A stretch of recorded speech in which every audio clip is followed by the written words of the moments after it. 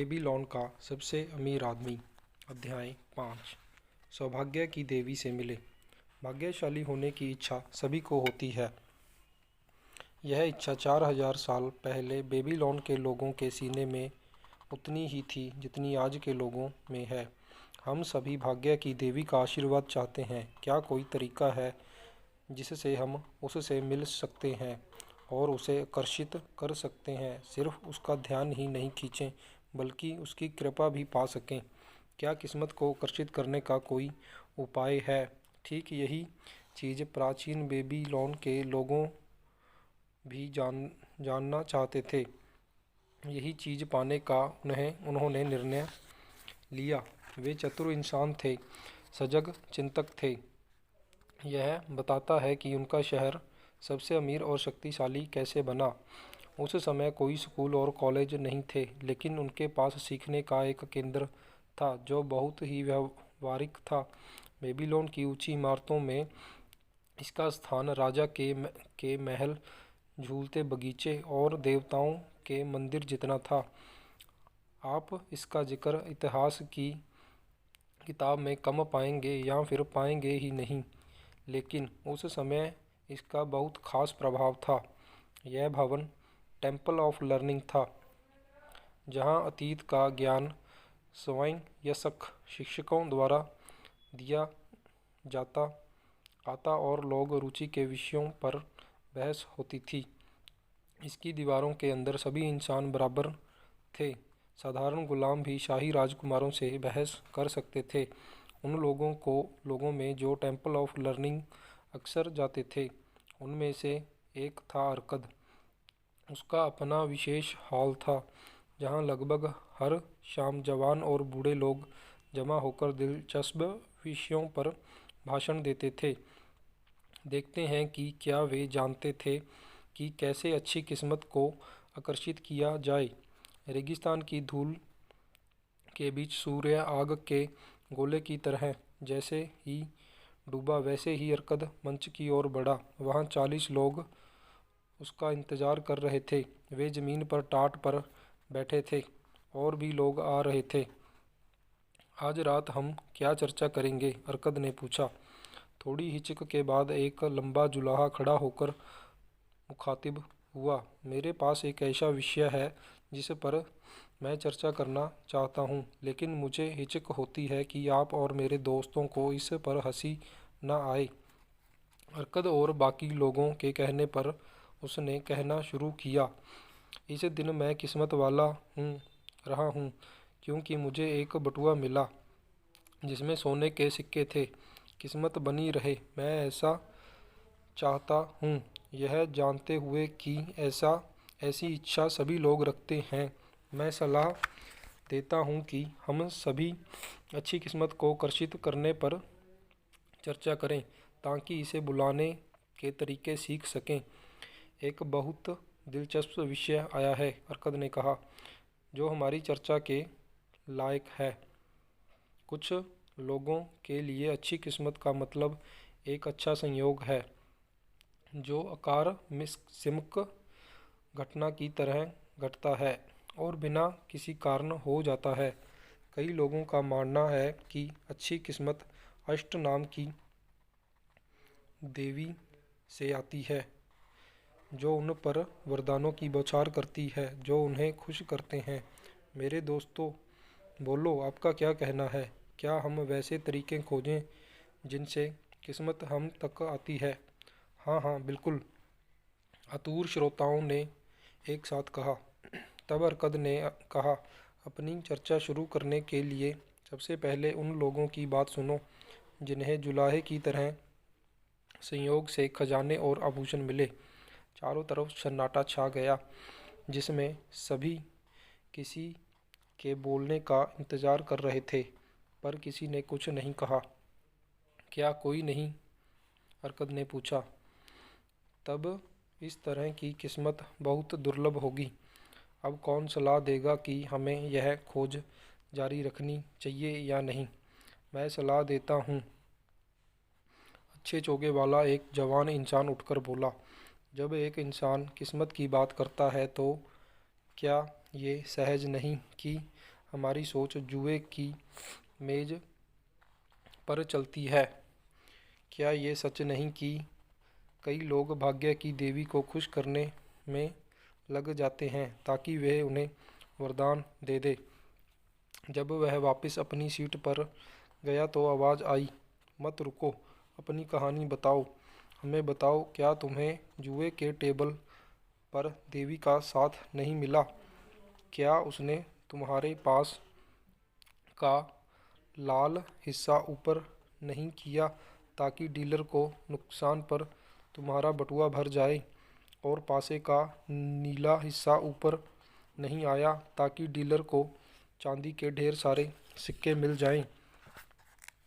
वह युवा आदमी जोर से हंसा और बोलने लगा, मुझे यह स्वीकार करने में कोई नुकसान नहीं कि उसे ये भी पता नहीं था कि मैं वहाँ हूँ, लेकिन आप लोगों को क्या क्या आप लोगों ने उसे आपके लाभ के लिए पासे पलटते देखा?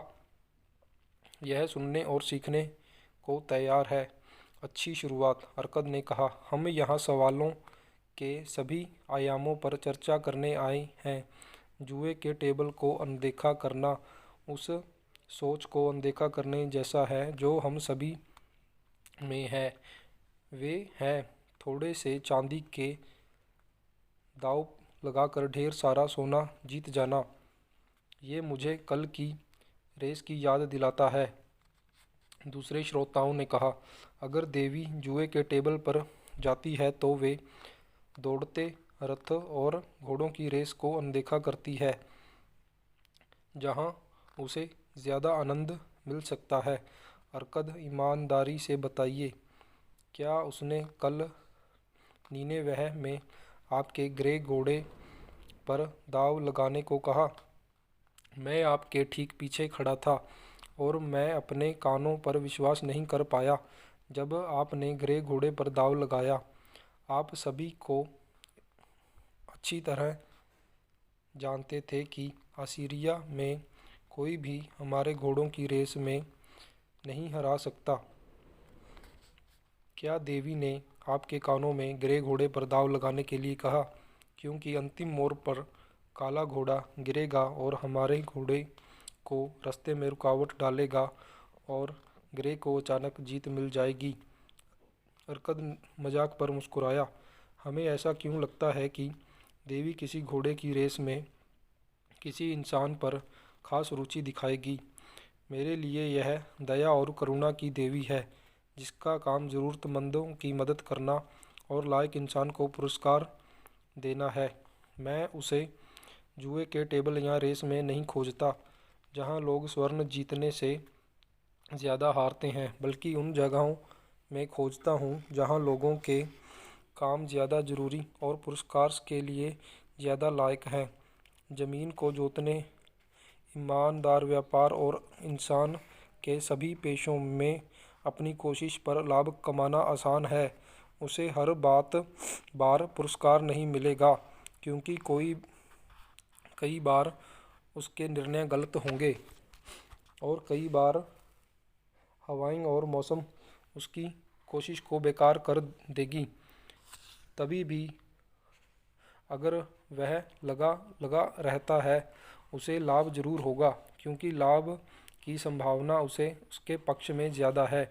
लेकिन जब इंसान गेम खेलता है तो स्थिति बदल जाती है, क्योंकि लाभ की संभावना खेलने वाले की तुलना में गेम को चलाने वाले की तरफ ज़्यादा होती है। गेम इस तरह बनाया जाता है कि वे गेम चलाने वाले को फ़ायदा करे। इस व्यापार में खेलने वालों के सिक्कों से मुनाफा कमाता है। बहुत कम खेलने वाले जानते हैं कि गेम चलाने वाले का मुनाफा निश्चित होता है और जीतने की संभावना बहुत कम होती है। उदाहरण के लिए, हम पासे पर लगाने वाले पैसे पर ध्यान दें। जब भी पासा फेंका जाता है, हम जानते हैं कि कौन सा हिस्सा ऊपर आएगा। अगर यह लाल हुआ तो गेम का मास्टर हमें हमारे दांव का 4 गुना देता है। अगर बाकी में से कोई हिस्सा ऊपर आएगा तो हम सारा पैसा खो देते हैं। इसलिए आंकड़े दिखाते हैं कि हर बार हमारे हारने की उम्मीद 5 गुना है, पर हम जीतते हैं तो हम 4 गुना पैसे कमाते हैं। एक रात के खेल में गेम का मालिक सारे दांव पर लगे सिक्के पर मुनाफा रख लेता है। क्या यह संभव है कि कोई इंसान अपने लगाए गए दांव का 5वां हिस्सा हार कर भी पैसे जीत जाए? लेकिन तब भी कुछ लोग काफ़ी राशि जीत जाते हैं। एक श्रोता ने कहा, बिल्कुल वे जीत जाते हैं। अर्कद ने कहा, यह मानने पर मेरे मन में सवाल आता है कि क्या इस तरह से कमाया पैसा किस्मत वालों के पास स्थायी रूप में रहता है? मेरी पहचान के कई लोगों में बेबीलोन की कई सफल लोग हैं, लेकिन मैं एक भी आदमी नहीं जानता जो इस तरीके से संपत्ति जमा कर पाया हो। आप सभी लोग कई सफल लोगों को जानते हैं। मैं यह जानना चाहूँगा कि कितने सफल लोग अपनी सफलता का श्रेय जुए के टेबल को देते हैं। आप सभी बताएं, आप ऐसे कितने लोगों को जानते हैं? क्या बोलते हैं? एक लंबी चुप्पी के बाद एक इंसान ने कहा, क्या इसमें आप गेम रखने वाले को भी जोड़ते हैं? अगर आप किसी और के बारे में ना सोच सकें, अर्कद ने कहा, अगर आप किसी और के बारे में भी नहीं सोच सकते तो अपने बारे में ये कैसे सोच सकते हैं? क्या यहाँ लगातार जीतने वाले लोग हैं जो आमदनी के ऐसे स्रोतों की सलाह देंगे? उसकी चुनौती का जवाब पीछे से उठने वाली आवाज़ से हुआ, जो हंसी में बदल गई। ऐसा लगता है हम वैसी जगह में सौभाग्य नहीं खोज रहे जहाँ वो अक्सर आती है। उसने कहा, इसीलिए अन्य जगह को देखते हैं। हम इसे गिरे हुए बटुए में नहीं पाते, हम इसे जुए के टेबल पर नहीं पाते। जहाँ तक रेस की बात है, मुझे मानना होगा कि मैंने जीतने से ज़्यादा सिक्के हारे हैं। अब मान लीजिए हम अपने व्यापारों को देखते हैं। क्या यह स्वाभाविक नहीं कि हम किसी मुनाफे को किस्मत की बजाय अपनी कोशिशों का नतीजा समझें? मुझे ऐसा लगता है कि हम देवी के उपहारों को नज़रअंदाज कर रहे हैं। शायद वह हमारी सहायता करती है जब हम उसकी दयालुता का सम्मान नहीं करते। चर्चा में आगे कौन कुछ कहना चाहेगा? तब एक बुजुर्ग व्यापारी उठा। उसने सफ़ेद चोंगा पहन रखा था।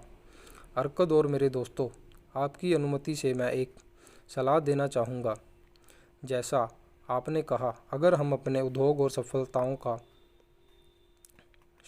सफलता की क्षमता का श्रेय देना चाहें तो क्यों ना उन सफलताओं के बारे में भी सोचें जो हमें छू कर निकल गई।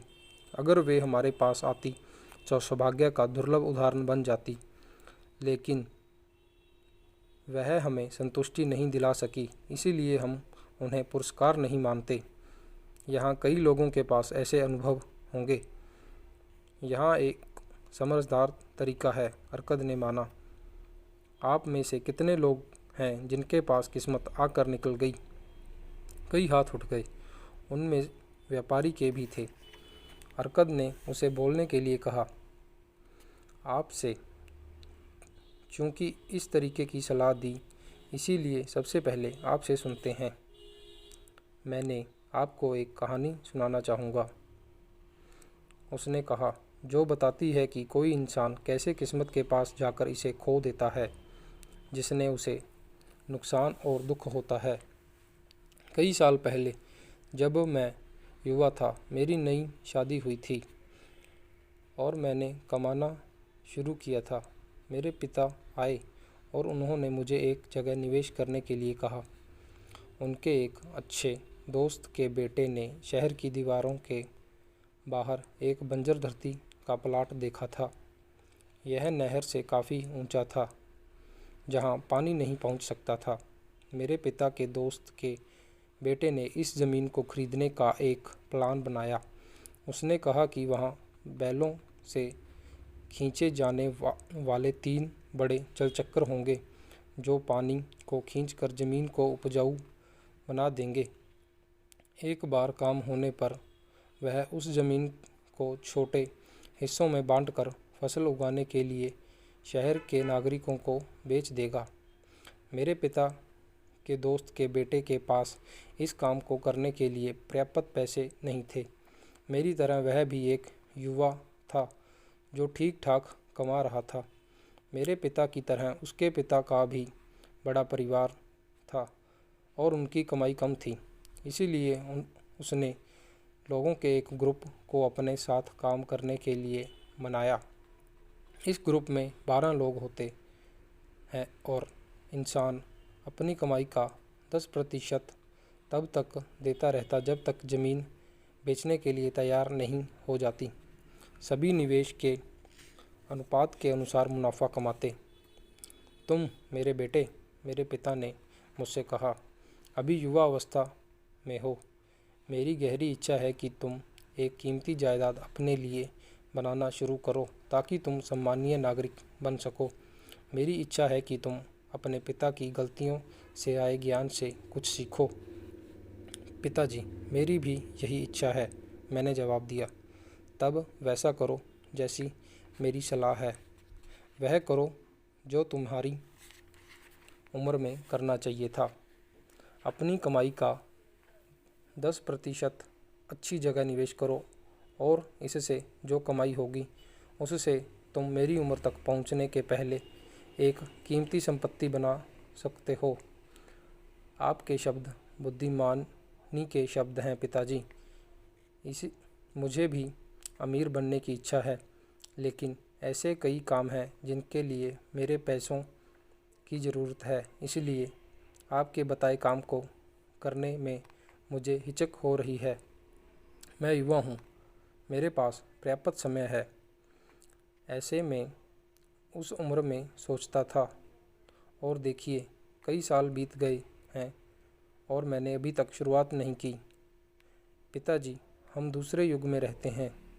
मैं आपकी गलतियाँ नहीं दोहराऊंगा। बेटे, अवसर तुम्हारे सामने खड़ा है। यह मौका दे रहा है जो तुम्हें अमीर बना सकता है। मैं विनती करता हूँ कि देर मत करो। कल मेरे दोस्त के बेटे के पास जाओ और उसे समझौता करो कि तुम अपनी कमाई का 10% उसे दोगे। कल जल्दी जाओ, अवसर किसी का इंतज़ार नहीं करता। ये आज यहाँ है, कल नहीं होगा, इसीलिए देर मत करो। अपने पिता की सलाह के बावजूद मैं हिचका। पूर्व व्यापारियों द्वारा कई खूबसूरत चोगे लाए गए थे। ये चोगे इतनी सुंदरता से भरे हुए थे कि मेरी पत्नी और मुझे इच्छा हुई कि हमारे पास भी एक होना चाहिए। अगर मैं उस कारोबार में 10% देने के लिए राज़ी हो जाता तो हमें ऐसी कई आनंद देने वाली चीज़ों से दूर रहना पड़ता।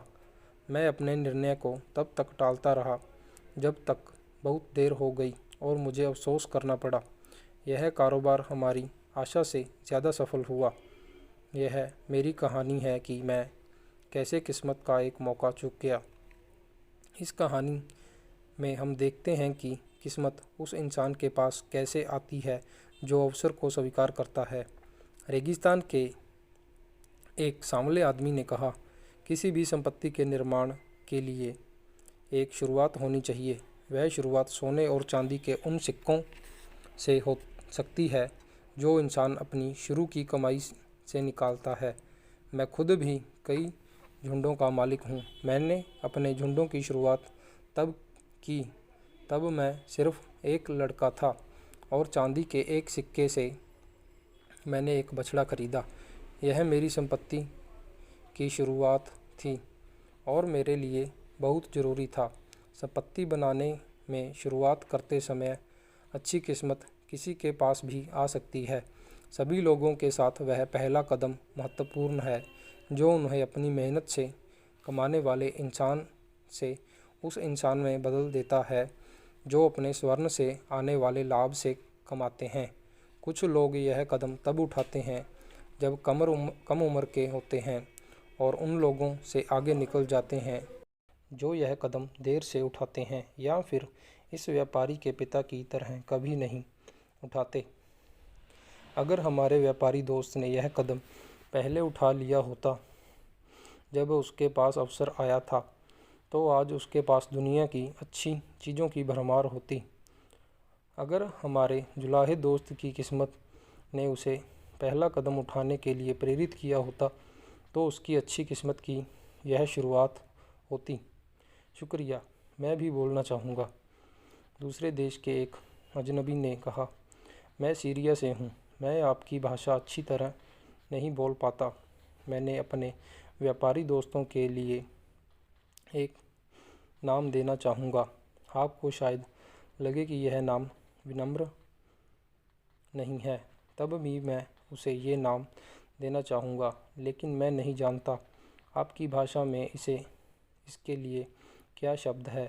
अगर मैं इसे सीरियन में कहूँ तो आप नहीं समझ पाएंगे। इसीलिए सज्जनों, कृपया बताएं कि उस आदमी को क्या कहेंगे जो चीज़ों को टालता रहता है जो उसके भले के लिए हैं। टालने वाला, एक आवाज़ ने कहा। ये वही है, सीरियन ने दोनों हाथ हिलाते हुए उत्साह से कहा। वह अवसर को स्वीकार नहीं करता जब वह आता है, वह इंतज़ार करता है। वह कहता है कि मेरे पास कई काम हैं। अलविदा, वह कहता है। अवसर ऐसे धीमे लोगों का इंतज़ार नहीं करता। उसे लगता है कि अगर किसी आदमी किस्मत बनाना चाहता है तो उसे तेज़ होना होगा। अवसर आने पर जो तेज़ी से काम ना करे वह हमारे व्यापारी दोस्त की तरह टलने वाला होता है। व्यापारी उठा और हंसकर झुका। अजनबी दोस्त, मेरी तारीफ स्वीकार करो, जो सच बोलने से परहेज नहीं करता।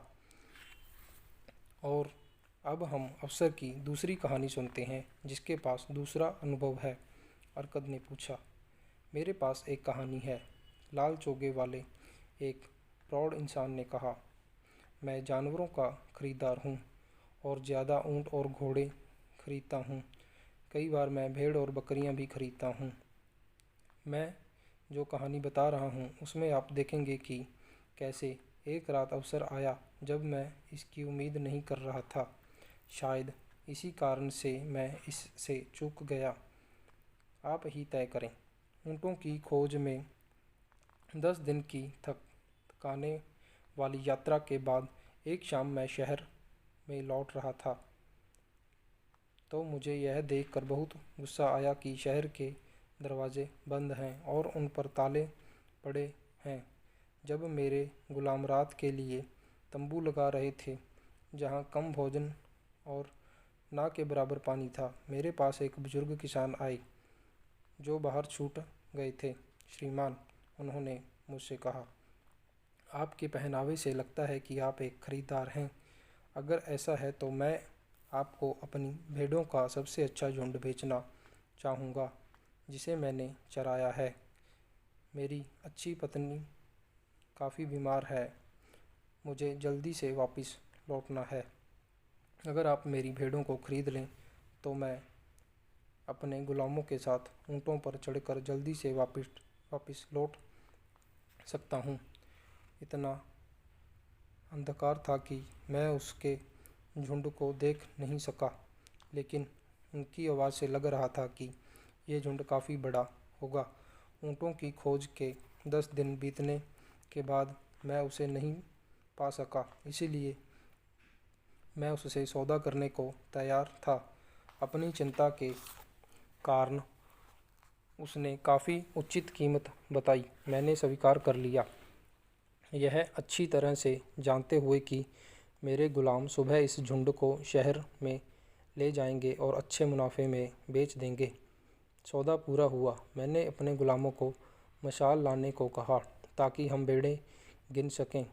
चूँकि किसान ने कहा वह 900 हैं, मैंने आपको यह बताकर बोर नहीं करूँगा कि हमें प्यासी, परेशान और घूमती भेड़ों को गिनने में कितनी तकलीफ़ हुई। यह नामुमकिन काम जाना पड़ा। इसीलिए मैंने उसे बताया कि मैं दिन में गिन पाऊँगा और तभी पैसे दे पाऊँगा। श्रीमान, कृपया, उसने विनती की, मुझे 2/3 कीमत दे दें ताकि मैं अपने रास्ते जा सकूं। मैं अपने सबसे बुद्धिमान और शिक्षित गुलामों को आपके पास छोड़ दूंगा ताकि वह सुबह में गिनने में आपकी मदद कर सकें। वे विश्वस्तर हैं और आप उसे बाकी पैसे दे सकते हैं। लेकिन मैं ज़िद्दी था और उस रात मैंने पैसे देने से इनकार कर दिया। अगली सुबह जागने से पहले शहर के दरवाजे खुले और 4 खरीदार उन झुंडों के लिए निकल पड़े। वे बहुत उत्सुक थे और वे ज़्यादा कीमत देने को तैयार थे क्योंकि शहर पर हमले का खतरा था और वहाँ पर भरपूर भोजन नहीं था। उस किसान को मुझे बताई कीमत का 3 गुना मिला। इस तरह से मैं किस्मत को चूक गया। यह बड़ी अनोखी कहानी है, अरकद ने कहा। इससे क्या सीख मिलती है? जब सौदा अच्छा लगे तो तुरंत भुगतान कर दें। ये सीख मिलती है, एक लगाम बनाने वाले सज्जन ने कहा। अगर सौदा अच्छा हो तो आपको अपनी कमज़ोरियों से वैसे ही बचना चाहिए जैसे आप दूसरों की कमज़ोरियों से बचते हैं। हम लोग बदल सकते हैं, लेकिन दुख है कि हम जब सही होते हैं तब अपना मन जल्दी बदल लेते हैं। जब हम गलत होते हैं तो बहुत ज़िद्दी हो जाते हैं। लेकिन मैंने हमेशा पाया है कि जब सौदा अच्छा हो तो मेरे लिए आगे बढ़ना मुश्किल होता है। इसीलिए अपनी कमज़ोरियों से बचने के लिए मैं तुरंत पैसे जमा कर देता हूँ।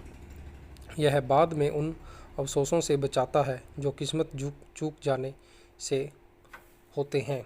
शुक्रिया, मैंने फिर से कहना चाहूँगा। वह सीरियन फिर से खड़ा हो गया। ये कहानियाँ एक जैसी है। हर बार अफसर उसी कारण से निकल जाते हैं। हर बार वह टालने वाले के पास एक अच्छे प्लान के साथ आता है। हर बार वे हिचकिचाते हैं। वे ये नहीं कहते कि अच्छा मौका है, मुझे इसे ले लेना चाहिए। इस तरह इंसान कैसे सफलता पा सकते हैं? आपके शब्द बुद्धिमानी भरे हैं मेरे दोस्त, खरीदार ने कहा। अच्छी किस्मत टालने वाले की मुट्ठी से दोनों मामलों में फिसल गई। तब भी यह अनोखा मामला है। टालने की प्रवृत्ति हर इंसान में होती है। हम संपत्ति चाहते हैं, लेकिन जब भी अवसर हमारे पास आते हैं वह टालने की आदत हमें इसे स्वीकार करने में देर कराती है। इसे सुनकर हम खुद के बड़े दुश्मन बन जाते हैं। मेरी जवानी के दिनों में मैं सीरिया के बताए गए लंबे शब्द को नहीं जानता था। मुझे लगता था कि मेरे गलत निर्णय लेने की क्षमता के कारण मैं व्यापार में नुकसान उठा रहा हूँ। अंत में मैंने देखा कि ये वास्तव में क्या है। जब तुरंत और स्पष्ट एक्शन की ज़रूरत हो तो टालमटोल करना। मुझे कितना बुरा लगा जब मैंने इसका असली स्वभाव देखा। एक रथ में जोते गए जंगली गधे वाले गुस्से के साथ मैंने अपने शत्रु से पीछा छुड़ाया और सफलता को हाथ लगाया। शुक्रिया, मैंने व्यापारी महोदय से सवाल पूछना चाहूँगा। सीरियन बोला, आप अच्छे चोगे पहनते हैं और गरीबों वाले कपड़े नहीं पहनते। आप सफल लोगों की तरह बोलते हैं। आप बताइए, क्या अब आप ध्यान देते हैं कि जब टालने वाली आदत आपके कानों में कुछ बोलती है? अपने खरीदार दोस्त की तरह मुझे भी अपनी टालने वाली आदत को पहचानना और जीतना पड़ा, व्यापारी ने कहा।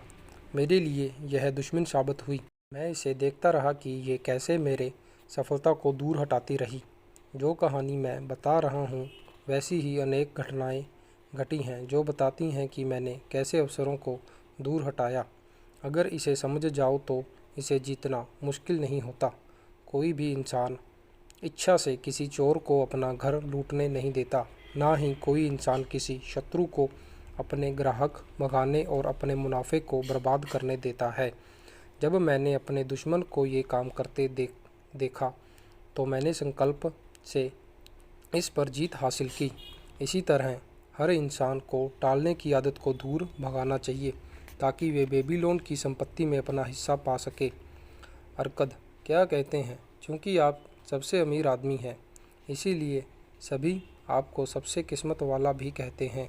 क्या आप मुझसे सहमति रखते हैं कि कोई भी इंसान सफलताओं की ऊंचाइयों तक तभी पहुंच सकता है जब उसे टालने की आदत को पूरी तरह ख़त्म कर दिया हो? यह ऐसी ही है जैसा आप कह रहे हैं, अर्कद ने स्वीकार किया। मेरे लंबे जीवन में मैंने कई पीढ़ियों को व्यापार, विज्ञान और अध्ययन के साथ आगे बढ़ते और जीवन में सफल होते देखा है। इन सभी लोगों के पास अवसर आते हैं, कुछ ने तुरंत पकड़ा और वे अपनी गहरी इच्छाओं को पूरा करने के लिए बढ़ गए, लेकिन अधिकतर लोग हिचके, फिसले और गिर पड़े। अर्कद जुलाहे की ओर मुड़ा। तुमने सलाह दी थी कि हम किस्मत पर चर्चा करें। जरा बताओ कि तुम इस विषय पर क्या सोचते हो? मैं किस्मत को दूसरे तरीके से देखता हूँ। मुझे लगता था ये कोई ऐसी आकर्षक चीज़ है जो किसी इंसान के साथ बिना उसकी कोशिश के होती है। अब मुझे महसूस होता है कि ये कोई वैसी चीज़ नहीं जिसे इंसान अपनी ओर आकर्षित कर सकता है। आज की चर्चा से मैंने सीखा कि किस्मत को आकर्षित करने के लिए अवसरों का लाभ उठाना ज़रूरी है। इसीलिए भविष्य में मैं आने वाले अवसरों का भरपूर लाभ उठाने की कोशिश करूँगा। तुमने आज की चर्चा की बातों को अच्छी तरह सीखा है, अर्कद ने जवाब दिया। हमने पाया कि अच्छी किस्मत अवसर के पीछे पीछे आती है, पर इसका उल्टा नहीं होता। हमारे व्यापारी दोस्त ने अच्छी किस्मत पाई होती अगर उसने वह अवसर अपनाया होता जो देवी ने उसके सामने लाकर रखा था। हमने खरीदार दोस्त ने उसी तरह अच्छी किस्मत का सुख भोगा होता अगर उसने भेड़ों का झुंड खरीदा होता और अच्छे मुनाफे पर बेचा होता। हमने यह चर्चा की ताकि हम जान सकें कि अच्छी किस्मत को कैसे आकर्षित किया जाए।